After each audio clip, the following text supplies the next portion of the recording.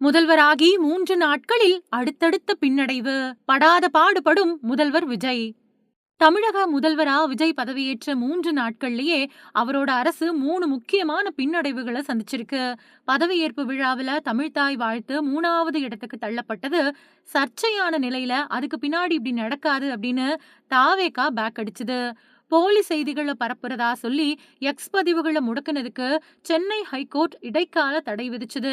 2வது பின்னடைவையும் ஜோதிடர் ரத்தன் பண்டித்துக்கு அரசு பதவி வழங்கப்பட்டு பின்னாடி எதிர்ப்புகள் கிளம்புனதுனால அதை வாபஸ் பெற்றது அப்படின்னு அடுத்தடுத்து 3 பின்னடைவுகளை சந்திச்சிருக்கு.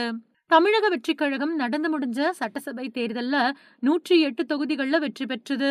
ஆனா பெரும்பான்மை கிடைக்காததால ஆட்சி அமைக்க முடியாம விஜய் தவிச்சு வந்தாரு. ஆரம்பத்திலேயே விஜய் ஆட்சி அமைக்க முடியாம தினமும் ஆளுநர் அர்லேக்கரை சந்திக்கக்கூடிய நிலை ஏற்பட்டது. அதுக்கு பின்னாடி விஜய் காங்கிரஸ், கம்யூனிஸ்டுகள், விசிக, ஐயுஎம்எல் ஆதரவை பெற்ற நிலையில 4வது தடவையா ஆளுநரை சந்திச்சு ஆட்சி அமைக்க கோரியிருந்தாரு.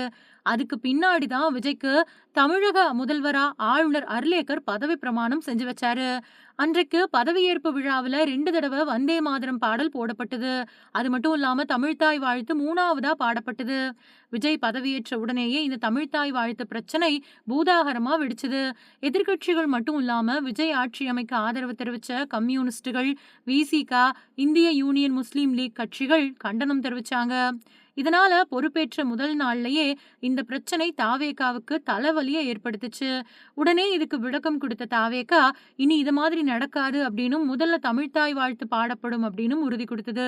விஜய் முதல்வரா பதவியேற்ற முதல் நாள் இப்படி கடந்த நிலையில 2வது நாள் எக்ஸ் தள பக்கத்துல போலி செய்திகள் அதிகமா பரப்பப்பட்டு வந்த நிலையில அந்த பதிவுகளை முடக்கி சைபர் கிரைம் போலீசார் நடவடிக்கை எடுத்தாங்க.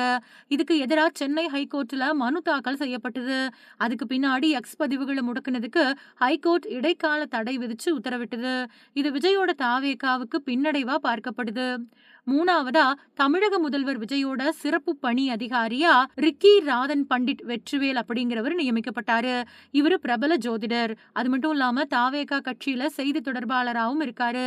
இதுக்கான அரசாணைய தமிழக பொதுத்துறை முதன்மை செயலாளர் ரீட்டா ஹரிஷ் தாக்கர் வெளியிட்டாரு. தன்னோட ஆஸ்தான ஜோதிடரா இருக்கக்கூடிய ரிக்கி ராதன் பண்டிட் வெற்றிவேலுக்கு தமிழக அரசியல் பணி வழங்கப்பட்டிருப்பது கடும் விமர்சனங்களை ஏற்படுத்துச்சு.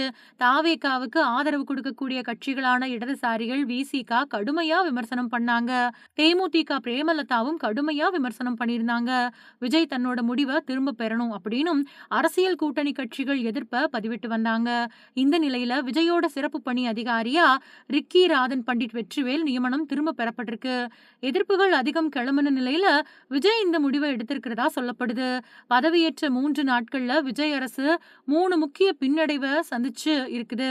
தாவேகா தொண்டர்கள் மத்தியில இது மிகப்பெரிய அதிர்ச்சியை ஏற்படுத்தியிருக்கு.